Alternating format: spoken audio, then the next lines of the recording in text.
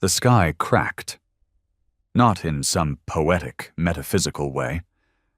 It literally cracked, like a mirror hit with a brick. The clouds split open in jagged lines, and then came the lights. Flickering, unnatural lights. Blues and reds that danced like sirens but screamed something far worse. They weren't from here. The news was still calling it a phenomenon when the first wave landed. Sleek ships, shimmering armor, eyes like glass, empty, cold, and watching.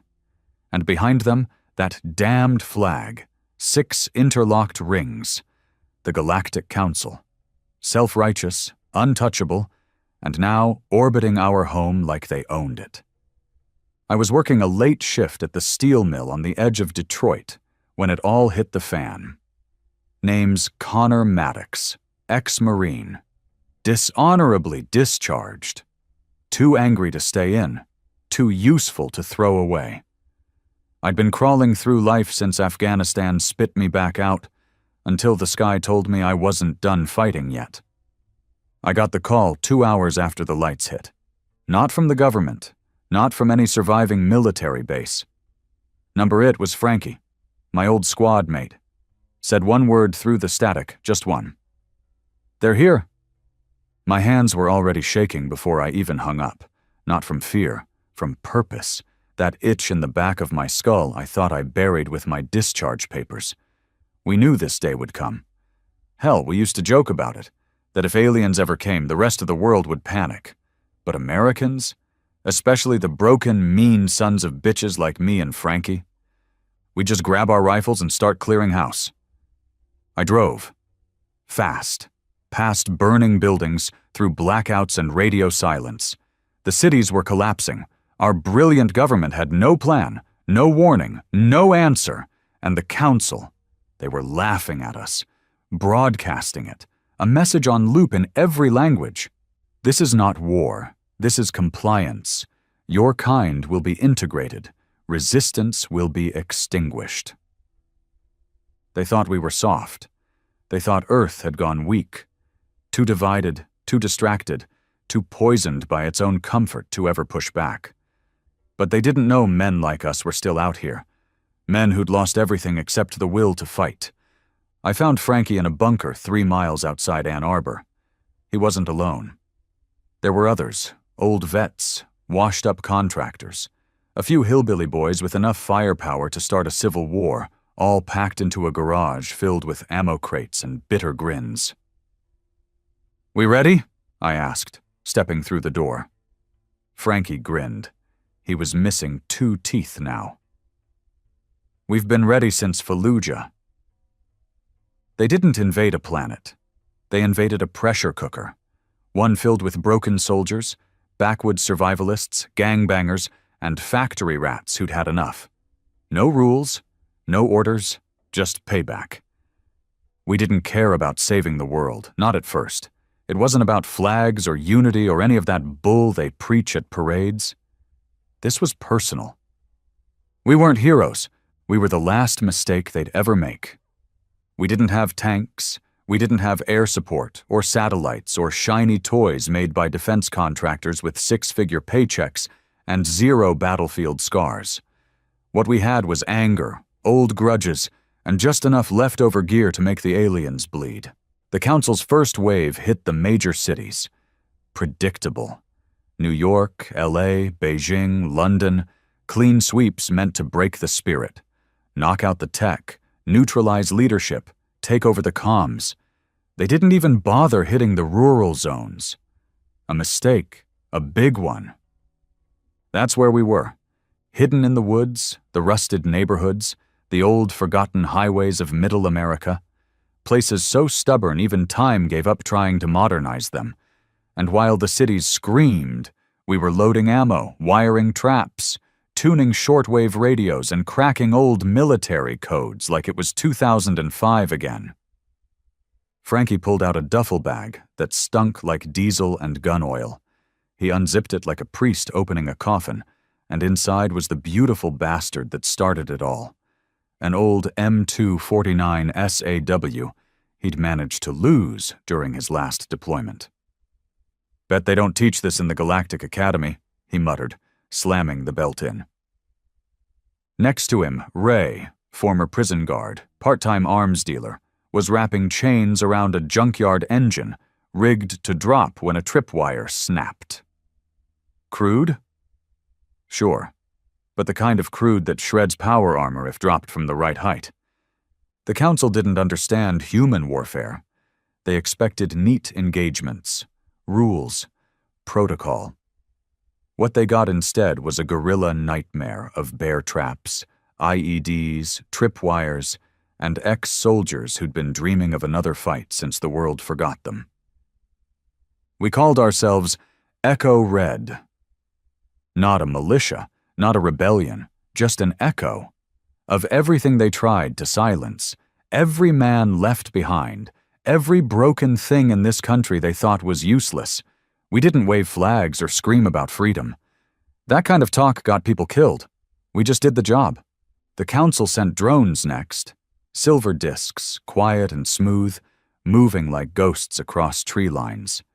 They didn't expect some redneck in a deer blind to knock 3 out of the sky with a 30-year-old Remington. Then came the infantry. The grunts wore armor that looked expensive, smooth chrome plates that shimmered in sunlight and absorbed small-caliber rounds like they were spitballs. They marched in formation, used wrist-mounted translators to give us one chance to surrender. They didn't even lift their weapons. "Comply, Terran. Resisting is illogical. You are under Council stewardship." I shot the one doing the talking, right through the helmet. Didn't kill him.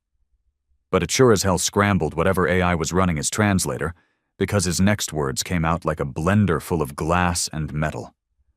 By then, we were already moving. Firing from tree lines, Molotovs from the rooftops. Frankie and Ray with suppressing fire, while Jenkins, yeah, we had a Jenkins, flanked from the creek bed with a sawed-off and a machete. It wasn't a clean fight. It was a massacre, but not the kind they expected. We lost 3 men that day. Bo, who tripped a proximity mine, Randy, who bled out trying to pull him back, and Howie, the quiet mechanic who never spoke a word but somehow always had a cigarette. Got hit in the neck, clean and fast. I remember Ray kneeling over him, lighting one last smoke and putting it between Howie's lips, even as he lay there dying. "You're good now, brother," he said. "You're out of this mess." We buried them behind the mill. No names, no crosses, just stones. That night we listened to the Council's broadcasts. Their voices had changed, less polished, less confident. They were stunned. These weren't criminals or terrorists fighting them. No ideology, no manifesto, just humans. Ordinary ones, not laying down. One of their intercepted messages said something about unexpected resistance vectors and civilian combat anomalies. In their world, if you didn't wear a uniform, you weren't a soldier. That was their mistake. The next few weeks blurred together.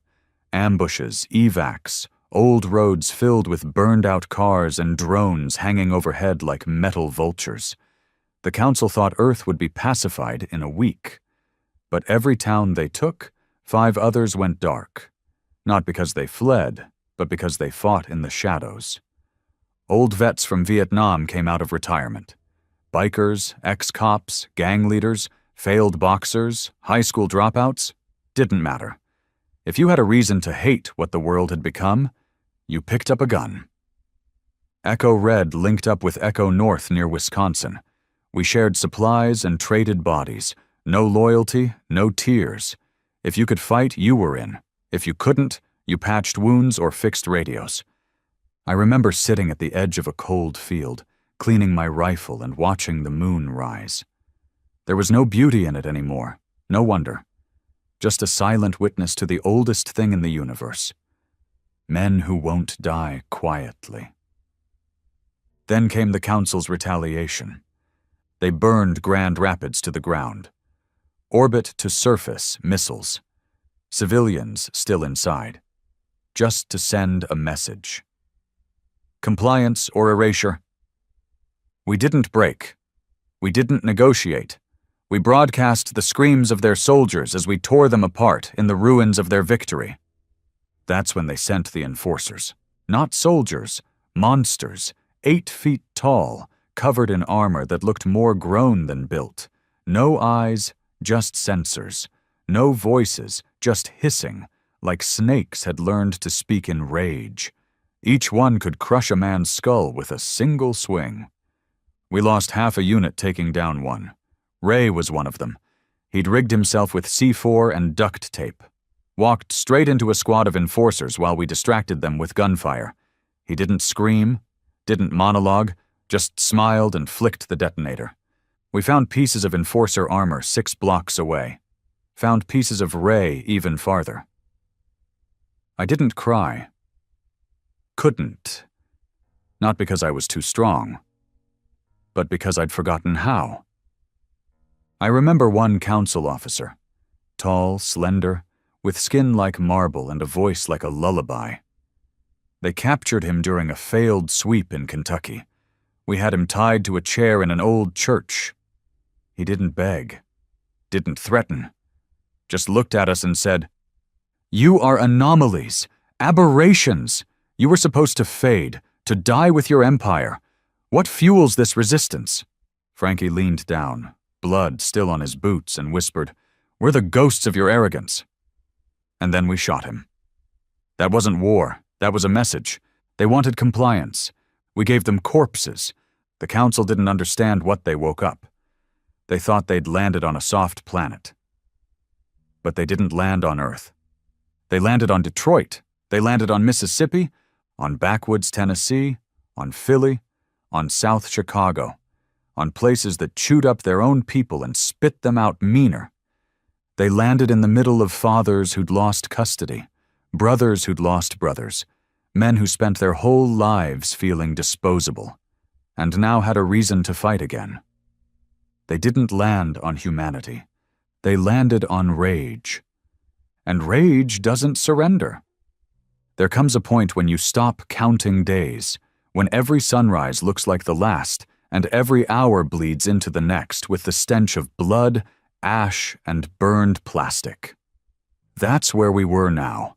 Somewhere past survival, way past strategy. This was war without borders, without uniforms, without laws, and it was working. The Council's grip on Earth had started to crack. They underestimated something no advanced species could fully comprehend: how spiteful, stubborn, and savage humans get when cornered. After Ray blew himself to hell, morale hit rock bottom. Frankie took it personal. He didn't say much for a while, just started carving hash marks into his forearm with a knife. Not to keep track of kills, to keep track of losses. Said he wanted to remember each one. Said if we ever won this damn thing, he'd tattoo their names into his bones if he had to. Me? I coped differently. I stopped sleeping. Sleep brought dreams, and dreams brought faces. The ones we buried, the ones we couldn't. I'd wake up sweating, heart racing, reaching for my sidearm like I was still in Kandahar. Only now the shadows weren't Taliban. They were something worse, something smarter, something watching. The Council's new tech was learning. Their drones started flying lower, scanning heat signatures from 3 miles out. They'd adapted our weapons, too. Started deploying anti-ballistic shock waves, short bursts that turned bullets into dust mid-air. And those enforcers? They weren't just muscle anymore. They had tactics now. Whatever AI the Council used, it had started to mimic us. Each battle was harder, more calculated, less predictable. But they still didn't get the core problem. We didn't want to win. We just wanted them to die.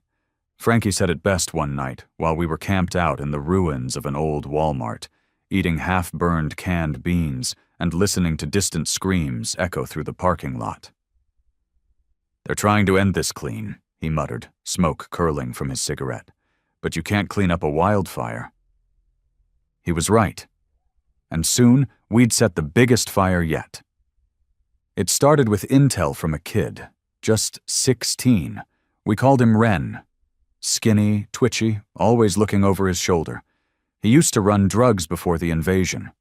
Now he ran messages, scavenged power cores off downed drones, and somehow hacked into a council comm tower using a broken laptop and parts from a VCR. Ren found something big. Buried deep in the council's encrypted channels, their central command hub wasn't in orbit anymore. It had landed. Right here. Midwest U.S. heartland. They were trying to establish roots.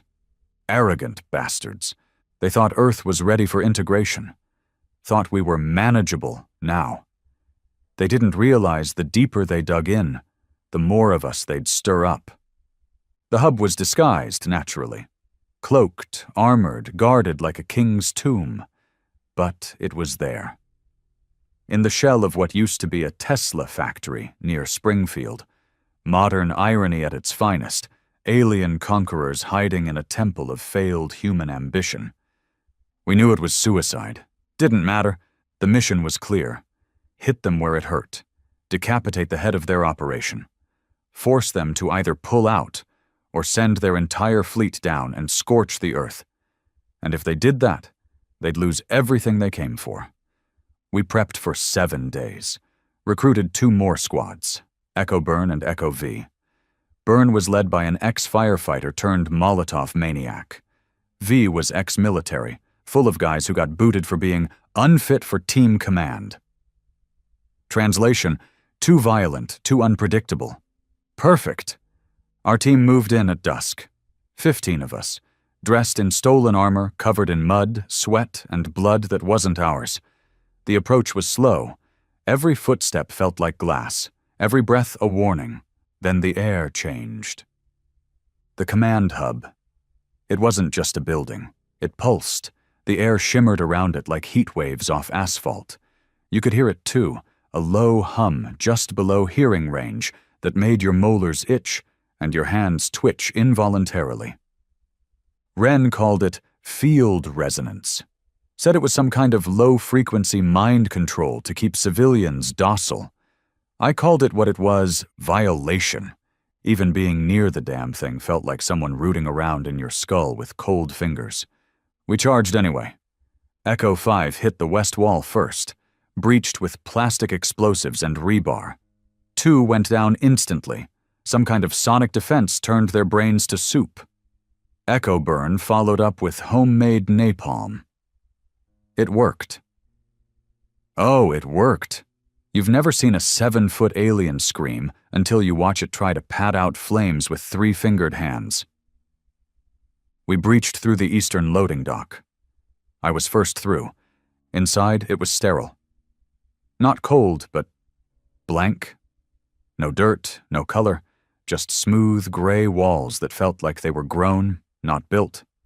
There were no windows, no doors, just curved corridors and floating lights that tracked our movement. Then we hit the heart of it, the control core. It wasn't machinery, it was alive. A massive, breathing column of blue tissue and black cords pulsing like a lung full of static electricity. And standing in front of it, a council prime, bigger than the rest. Tall, unarmored, pale skin like marble veined with electric blue. He didn't speak.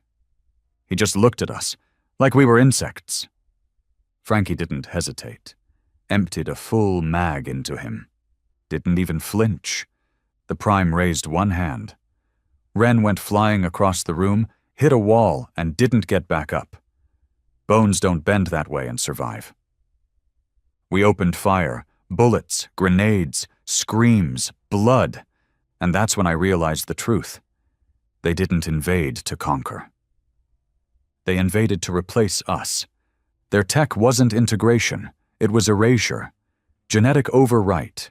They weren't just taking our land, they were trying to take our identity, our instincts, our defiance.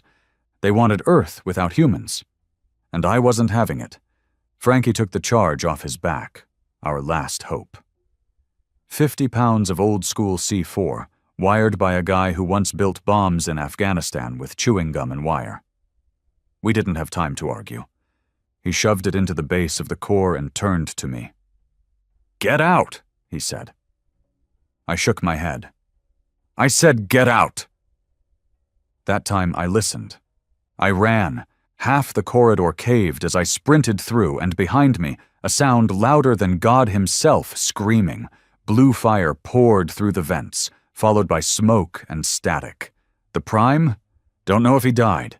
Don't care. That building fell. And when the smoke cleared, there were no council signals in that region. No patrols, no drones. They retreated. One hub down. A dozen more to go. But now, the game had changed. We weren't survivors anymore. We were hunters. And every time one of us fell, 10 more picked up a weapon. The council wasn't stunned anymore. They were scared. They came to pacify Earth. Instead, they woke it up. There's something different about silence after a win. It's heavier, not peaceful, not comforting. Like it's waiting, holding its breath. That's what it felt like after we leveled the command hub in Springfield. The air itself was tight. The woods around us were still. No birds, no bugs, no council patrols, just thick smoke, burning circuitry, and the buzzing in your ears that doesn't stop, even when the guns do. We lost 9 that day, half of Echo V, all of Echo Burn, Ren, and Frankie. I dug his grave myself, didn't say anything over it, just buried him deep and patted the dirt flat. No prayers. Frankie never believed in much. Said once that heaven wasn't made for men like us anyway. After the Springfield strike, something changed. The resistance started seeing more wins than losses, not because we got better, but because the council started making mistakes. Big ones. They'd underestimated us from day one, and now they were overcorrecting. Instead of surgical strikes, they sent overwhelming force. Entire provinces were napalmed from orbit, turned to black fields and melted buildings. They deployed terraforming drones to rewrite ecosystems, thinking if they couldn't crush us militarily, they'd crush the land we needed to survive. But Earth ain't a clean slate. Terraforming tech doesn't mix well with Earth's chaos. Our oceans, our atmosphere, our microbes, they fought back. The drones failed. The land swallowed them up. And what didn't get swallowed was stolen by scavengers who learned to rig council engines into homemade EMP bombs. Humans adapted faster than their tech ever could.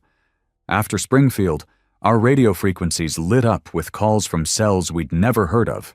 Echo Shield, Ghost Ridge, The Pit, Sons of Ash.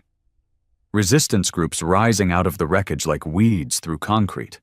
I became a name, not a leader. I didn't want that. But a name. Connor Maddox. The man who blew the Prime's heart out. People whispered it like it was legend, like I was some myth born in fire and gunpowder. I wasn't. I was tired. My hands shook when I stopped moving. I'd started talking to Frankie when no one was around.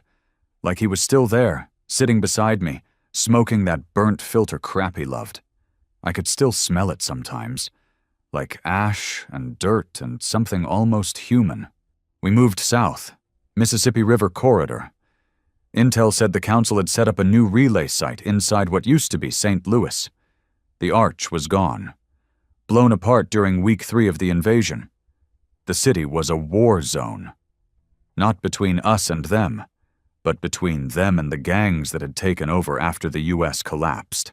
See, not everyone wanted Earth back. Some saw opportunity in chaos. The council started cutting deals.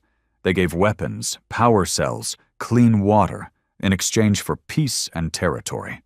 Human warlords became lapdogs, spying on resistance routes, turning over fighters, handing over children for genetic evaluation.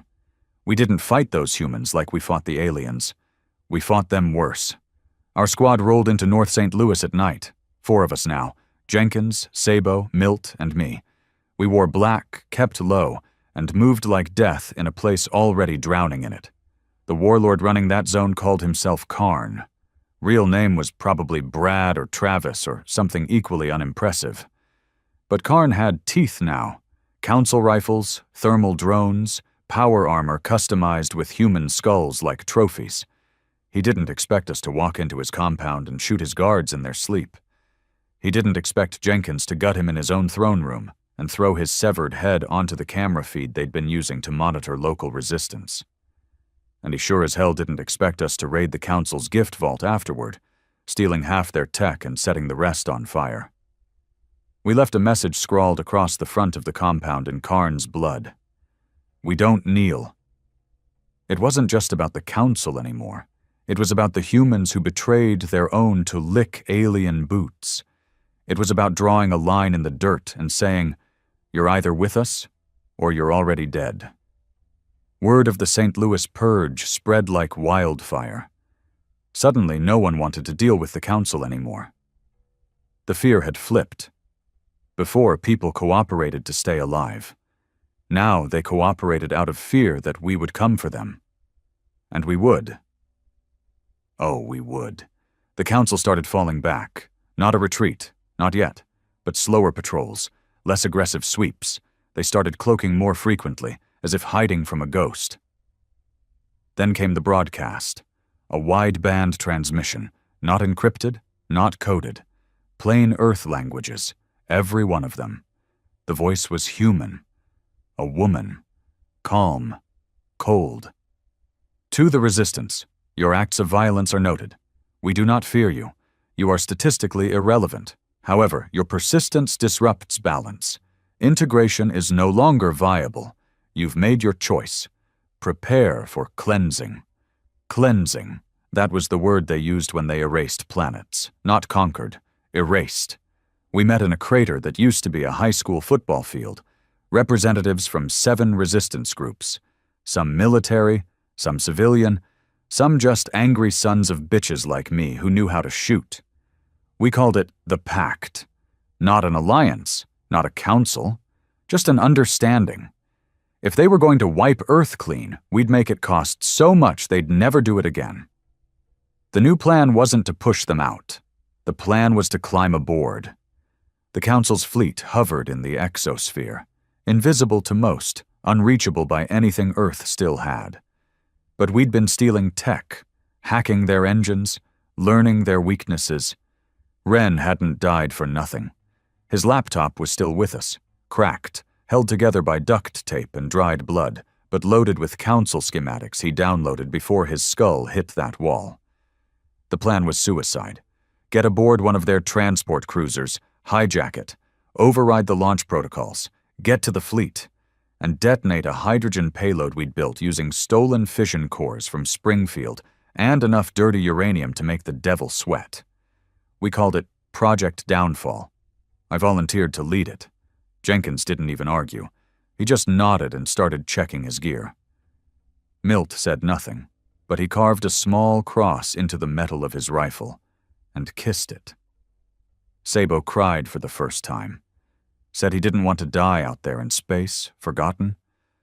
I told him none of us would be forgotten. That's not how humans work. We launched from an old spaceport in Nevada. Hidden beneath a mountain range, once decommissioned, now reborn as humanity's final knife in the gut of its oppressor. The ship we stole wasn't designed for human hands, but we made it fly. It groaned, bucked, threatened to tear apart at every kilometer, but it held.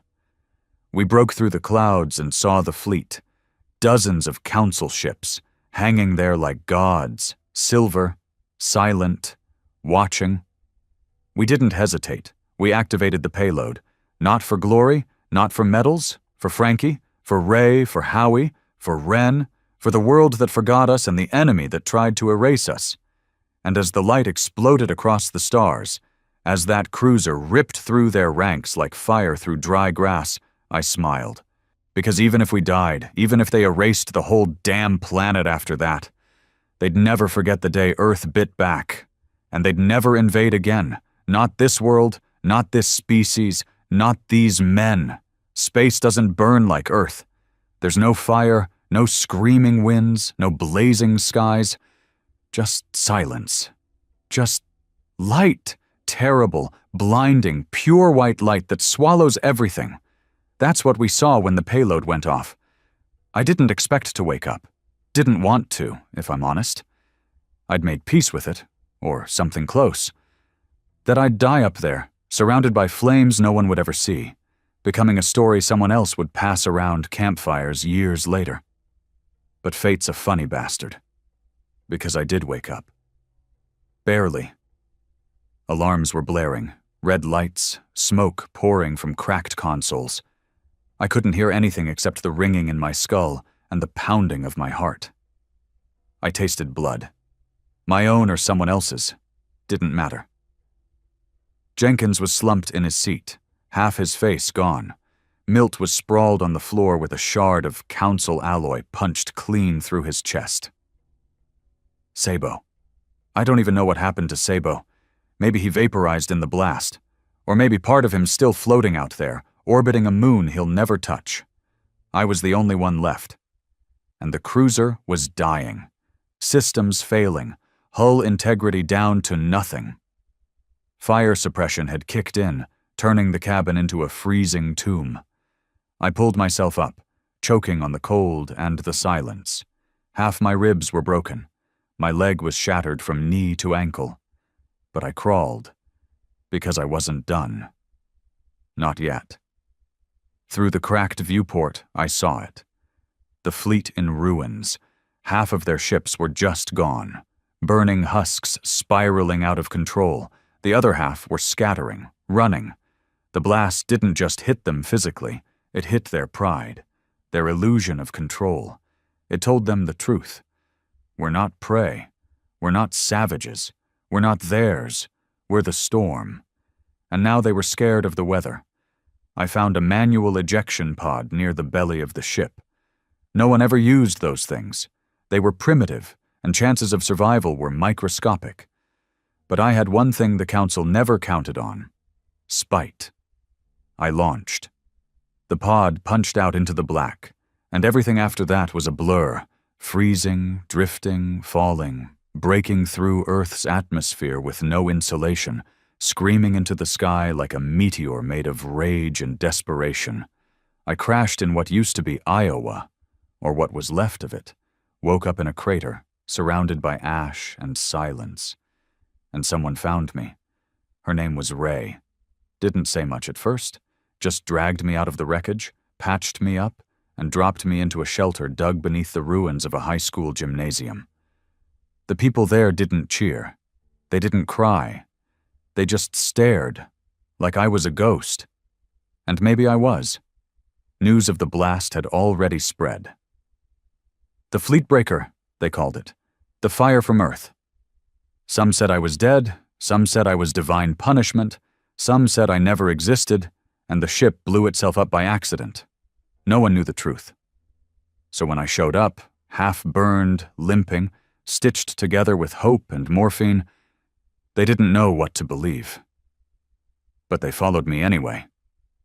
Not because I was a leader. I wasn't. Still ain't.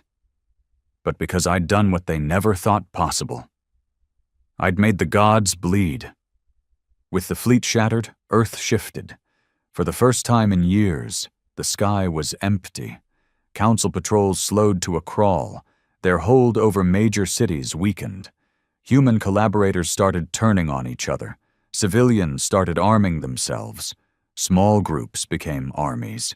Resistance cells started wearing their own insignias, flying their own flags, setting up training camps in mountains, swamps, broken-down subway stations. What we had before was survival. What we had now was momentum. I watched it happen from the shadows. Didn't want parades, didn't want cameras. I kept moving, one leg still dragging, left arm numb most days. But I moved, helped train new recruits, taught them how the Council moved, how they thought, their weaknesses, their pride, their blind spots, how to fight like cornered animals with nothing to lose. And Earth became a planet they didn't recognize anymore. The ones who stayed behind, Council remnants, stranded field units, half-burnt cruisers that crash-landed in deserts or forests. They were hunted, relentlessly, night and day. Some we caught, some we made examples of, others we just burned. But it wasn't over. We knew better. The Council would regroup. Somewhere out in the galaxy, some smug alien bureaucrat was watching reports roll in, mouth twisting into a sneer, already preparing a second wave. A real one. Earth wasn't safe. Earth was the beginning. So we started reaching out. Old satellites got rebuilt. Underground science teams, the ones who'd gone dark when the invasion started, came crawling out of bunkers with reverse-engineered tech and madness in their eyes. We built comm towers. We sent signals into deep space, not begging for help, but daring someone else to try. And then we got a signal back, not from the Council, from someone else, someone watching. The message came through on every band, radio, digital, analog, even Morse. We saw your fire. We saw your defiance. We believed your species was extinct. We were wrong. Contact is open. We didn't know who it was. Didn't know if it was friend or foe. Didn't care. Because whoever was out there, they saw what we did to gods. And if they wanted war, we'd show them how Earth fights. The scar on my leg never healed. The burns on my neck still ache every time the air pressure shifts. But I'm alive. The last piece of the first wave. The spark in the wreckage. And every time I close my eyes, I see Frankie. Sitting beside me, smiling through blood-stained teeth, cigarette smoke curling in the air. "You believe him now?" he'd say. "Told you we weren't done." "No, Frankie, we're not done. We're just getting started. And this galaxy? It better remember our name, because the Council made one mistake they'll never recover from. They invaded Earth. And Earth invaded back. The first time I saw Earth from orbit again, it wasn't through a Council ship's viewport. It was through a cracked, half-assembled cockpit built out of stolen alien alloys, human muscle, and desperation. The stars beyond were endless. But the war wasn't. It had just moved. We'd spent 6 months rebuilding. No breaks, no sleep. The world was still in ruins, but now it moved with purpose. Resistance became organization. Tribes became nations. And beneath the mountains of the Rockies, inside what used to be NORAD, humanity started building its first fleet. We didn't have the science. We had rage. We didn't have space academies. We had veterans. We didn't have blueprints. We had wreckage.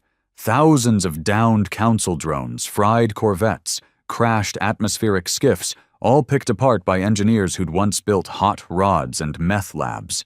And somehow they made it fly. Not pretty, not graceful, but mean, sharp, ugly. Ours. The Council didn't know. They thought Earth was licking its wounds, thought we'd settle into rebuilding, planting crops, relearning how to walk. They didn't realize that every burned field, every collapsed building, every grave, it just fed us. They broke our planet. Now we were going to break their galaxy. I was on the first ship out. Not because I was the best pilot. Hell, I was barely passable. But because I'd survived Springfield, survived orbit, and the men and women building this new world needed a symbol. I didn't want to be a symbol. I wanted revenge. Our fleet had 12 ships. Only 3 could reach interstellar speed. The others were more like long-range guided missiles with pilots strapped in. One-way rides, all guts, no promises. They called our ship the Scar. Fitting, because that's what we were. Not healed, not whole, just angry and alive. The Scar was made from a Council courier vessel, gutted and rebuilt. We painted it matte black, covered it in slurs against the Council in every Earth language we could find. On the hull, in jagged white paint, we wrote, "We remember." Our first target wasn't a capital, wasn't a throne world, wasn't even strategic. It was a relay station, a floating data vault hanging over some dead moon in Council space. It controlled signal routes for half their border systems, Hit it, and we'd blind them, not just to us, but to their own communications. They'd be deaf and panicking. It was defended by 3 scout ships, 2 AI-controlled orbital defense rings, and a station garrison of about 70 council troops. Against that, we had 6 soldiers and a ship stitched together with duct tape and human spite. I was one of the 6. The rest were like me, ghosts of the old war. Some had been hiding in bunkers when the fleet fell. Some were pulled from ruined cities after being buried alive. One had no tongue left and communicated with chalk and a board strapped to his chest. We didn't need speeches, we just needed a breach point. We dropped into orbit in total silence. Stealth tech wasn't perfect. It crackled, shimmered, but it got us close enough to the outer ring before alarms kicked. Turrets lit up. One round clipped our left thruster. The ship groaned. We kept pushing. I watched the pilot, a girl no older than 20, probably used to be a mechanic, force that ship through a storm of plasma with a cigarette in her mouth and death in her eyes. We punched through, clipped the docking bay, slid sideways into a wall and tore half the hull off in the process. Then we were inside. Old satellites got rebuilt. Underground science teams, the ones who'd gone dark when the invasion started, came crawling out of bunkers with reverse-engineered tech and madness in their eyes. We built comm towers. We sent signals into deep space, not begging for help, but daring someone else to try. And then we got a signal back, not from the council, from someone else, someone watching. The message came through on every band, radio, digital, analog, even Morse. We saw your fire. We saw your defiance. We believed your species was extinct. We were wrong. Contact is open. We didn't know who it was. Didn't know if it was friend or foe. Didn't care. Because whoever was out there, they saw what we did to gods. And if they wanted war, we'd show them how Earth fights.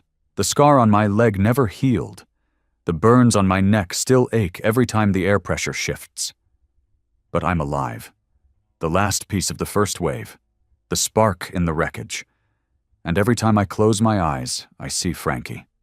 Sitting beside me, smiling through blood-stained teeth, cigarette smoke curling in the air. "You believe him now?" he'd say. "Told you we weren't done." "No, Frankie, we're not done. We're just getting started. And this galaxy? It better remember our name, because the Council made one mistake they'll never recover from. They invaded Earth. And Earth invaded back. The first time I saw Earth from orbit again, it wasn't through a Council ship's viewport. It was through a cracked, half-assembled cockpit built out of stolen alien alloys, human muscle, and desperation. The stars beyond were endless. But the war wasn't. It had just moved. We'd spent 6 months rebuilding. No breaks, no sleep. The world was still in ruins, but now it moved with purpose. Resistance became organization. Tribes became nations. And beneath the mountains of the Rockies, inside what used to be NORAD, humanity started building its first fleet. We didn't have the science. We had rage. We didn't have space academies. We had veterans. We didn't have blueprints. We had wreckage. Thousands of downed council drones, fried corvettes, crashed atmospheric skiffs, all picked apart by engineers who'd once built hot rods and meth labs. And somehow they made it fly. Not pretty, not graceful, but mean, sharp, ugly. Ours. The council didn't know. They thought Earth was licking its wounds, thought we'd settle into rebuilding, planting crops, relearning how to walk. They didn't realize that every burned field, every collapsed building, every grave, it just fed us. They broke our planet. Now we were going to break their galaxy. I was on the first ship out. Not because I was the best pilot. Hell, I was barely passable.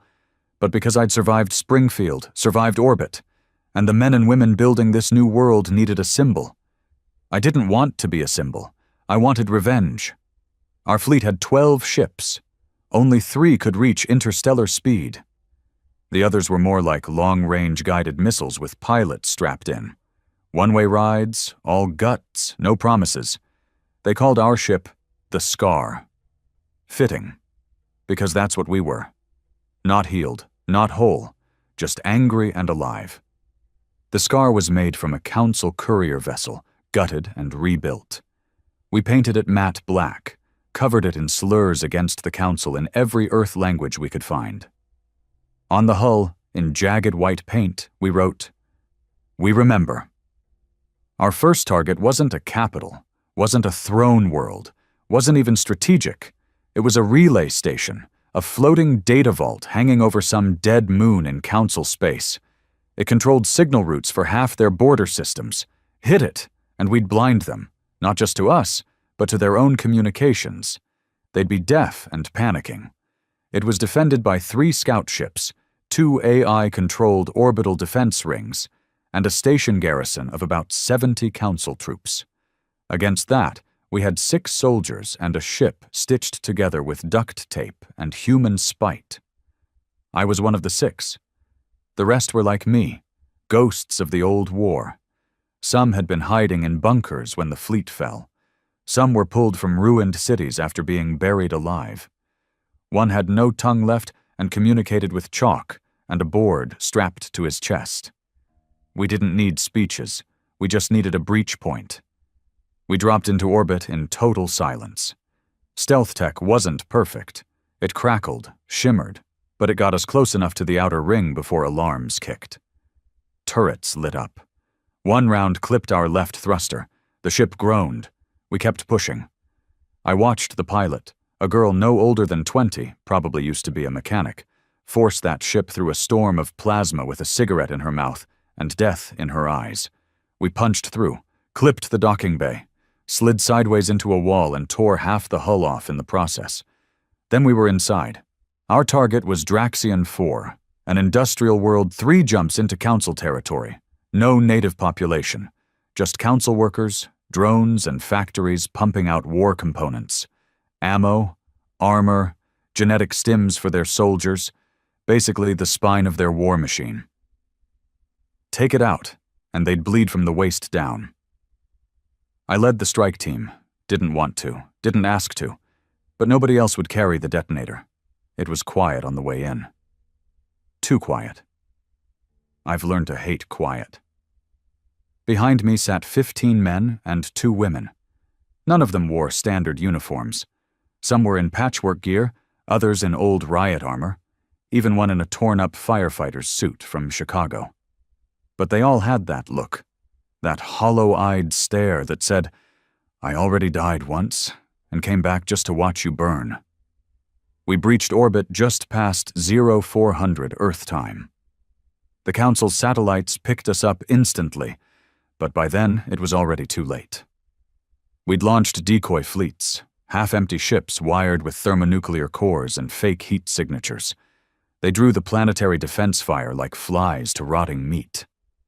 By the time the Scar 2 dropped low enough, we were already ejecting.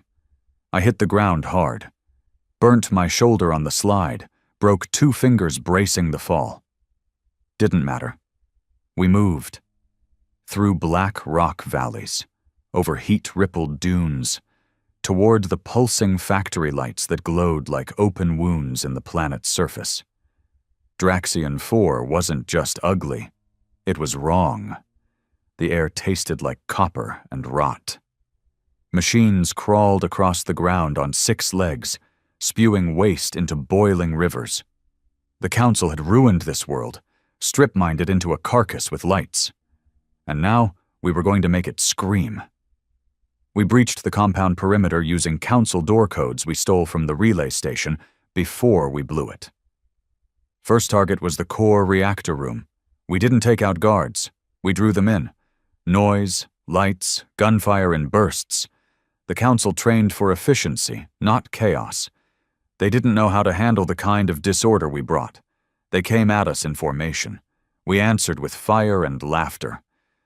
I remember Leto, big guy from Baton Rouge, lost his whole family on day 1, cackling like a maniac while dragging a flamethrower down a hall, cooking every alien in sight. "How's this for compliance, you blue-blooded pissants?" he roared. It wasn't pretty. It wasn't clean. It wasn't civilized. It was effective. We reached the reactor room 20 minutes in. Overwatch said Council reinforcements were 6 minutes away. That's all we needed. We planted the charges, synced the triggers to our evac signal, and started backtracking. And that's when we saw it. A breeding vault. We weren't supposed to touch those. Command said our job was industrial disruption, not biological warfare. The idea was, we weren't monsters. We hit infrastructure, not life. But when we looked inside, we saw something that changed everything. Humans. Not soldiers, not volunteers, clones, tens of thousands, floating in tanks, plugged into machines, half-grown, hairless, twitching, their eyes open, their mouths sealed shut. Some had organs exposed, some were fused together, some were just heads in jars wired to blinking lights. They were building us, modifying us, studying what made us fight, and trying to rip it out. "Burn it," I said. Command said, I said burn it. No more debates, no more moral high ground. These bastards didn't just want to erase humanity. They wanted to replace us with something quieter, something obedient, something that wouldn't fight back next time. So we burned it all. The tanks, the notes, the AI running it, the whole wing of the facility. By the time the reinforcements arrived, the compound was a tomb. We exfilled in low-atmo gliders made from drone chassis. 10 of us made it out. The rest stayed behind, either by force or by choice. They knew the rules. Victory or vengeance. Both would be remembered. Back on Earth, things changed fast. The footage from the vault hit every screen, every wall, every underground tunnel and city still breathing. Civilians stopped calling it a war. They called it what it really was. A purge. And now Earth knew. We weren't just fighting for freedom. We were fighting for the right to exist as ourselves, unedited, unreplicated, unbroken. Recruitment tripled overnight. The next wave of ships weren't patched-up council crafts. They were ours. Sleek, mean, full of edges and fury, carrying names like Reckoner, Judgment Day, Liberty's Teeth. And at the heart of it all was Earth's new motto. They came to tame us. Now we're here to teach them fear. The council didn't respond for days, not publicly, but our hackers intercepted something. A message between high-level council officials. One line stood out. We thought humanity would dissolve under pressure. Instead, they crystallized into the sharpest edge we've ever seen. Damn right we did. And we hadn't even drawn real blood yet. We were given a choice for the next target, a communications citadel on the edge of the Orion flow, or the Council's research moon on Galzen's Eye, where, allegedly, they kept war prisoners in deep cryo while experimenting with psionic inhibitors. I chose Galzen because I wanted to look those bastards in the face while we cut the power and set our people free. I wanted them to know Earth wasn't done with them yet. Galzen's Eye wasn't a planet. It was a rock. Barren. Cold. Hanging in a silent corner of space like a scar the universe forgot to heal. No atmosphere. No sun. Just a permanent twilight under the watchful shadow of a nearby gas giant, with council towers stabbing up from its crust like needles. A prison. A research facility. A graveyard for everything they couldn't control.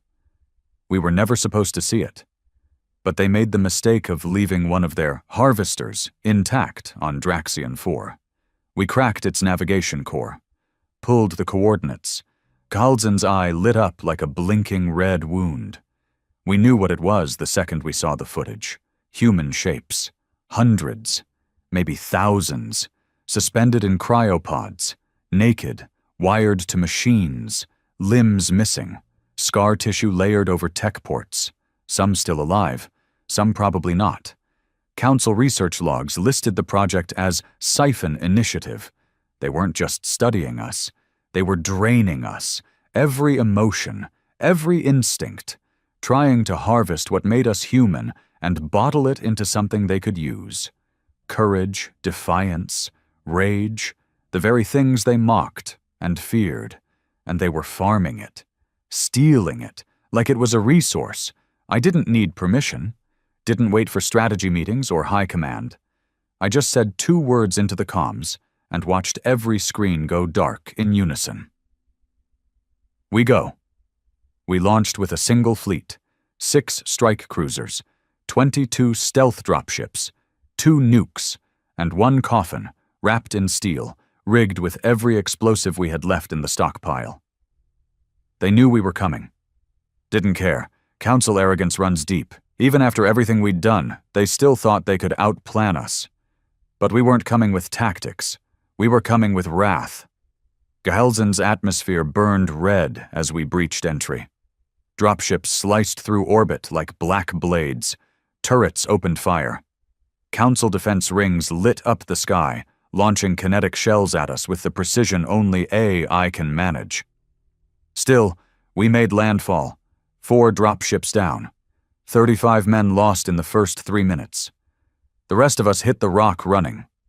Council guards came fast, faster than any deployment we'd ever faced. These weren't scouts. These were enforcers, elite breeds, taller, stronger, covered head to toe in reactive armor that shimmered like oil under starlight. But they'd never fought us before. Not here. Not now.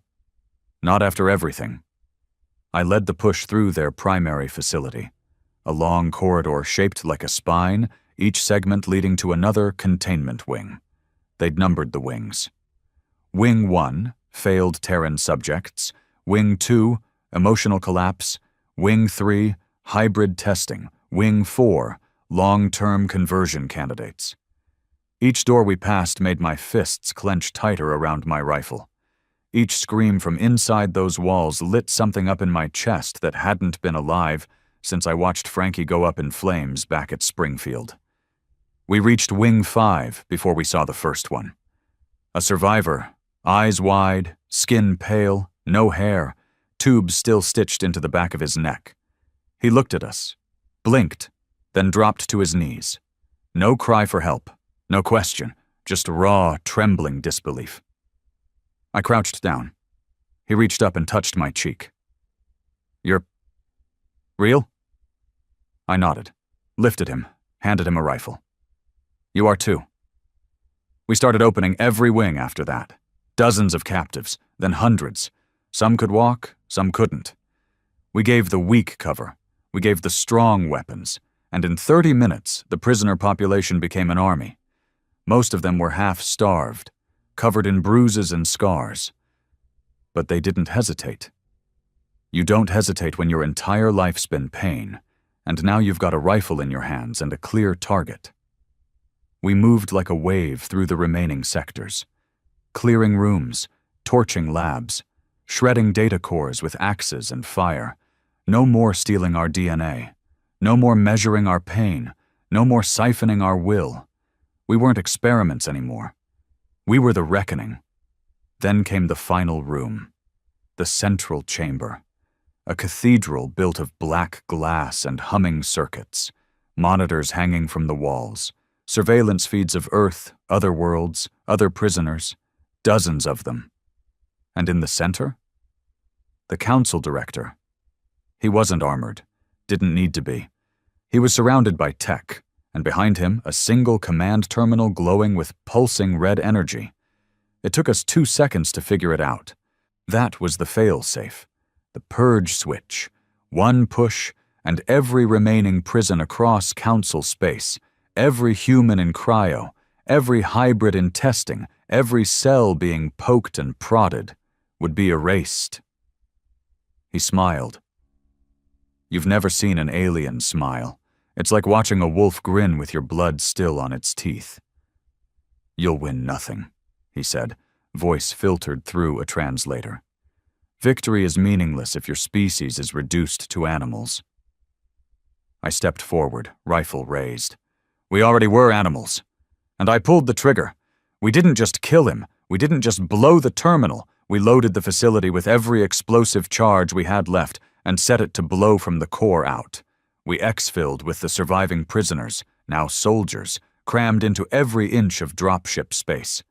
As we pulled away from the rock, we watched the facility collapse inward, then detonate, silent, beautiful, final. The Council didn't respond. There was no retaliation, no broadcast, no fleet, just silence. Because they knew. We hadn't just attacked. We hadn't just won. We'd sent a message. You don't get to invade Earth and walk away. You don't get to erase us without consequences. You don't get to rewrite what it means to be human. We made them look into the mirror and see their failure. And Earth, for all its scars, its broken bones, its bloodied hands, stood tall, not as a victim, not as a survivor, but as the last monster you ever want to wake up. Now, the war is over. Not officially. There's no treaty, no council delegates waving flags, no presidents giving speeches, just space, open, and ours. We've started building, not cities, not monuments, outposts, ships, factories, because we know how this works now. Peace is a luxury. Peace is the gap between wars, the breath you take before the next punch comes. We're not waiting anymore. We're not reacting. We're preparing. And me? I still walk with a limp. My lungs still ache. My hands still tremble some nights when I remember Frankie, or Ray, or Ren, or the thousands of names we lost along the way. But I keep going, because I saw the end. And I helped pull the trigger. Earth was the test. Humanity was the mistake they never learned from. And the stars? They're watching now. They've seen what happens when you corner a species built from grief, sharpened by suffering, and driven by nothing but spite. Let them come. Let them try. Let them all remember. The Council invaded Earth, and Earth invaded back.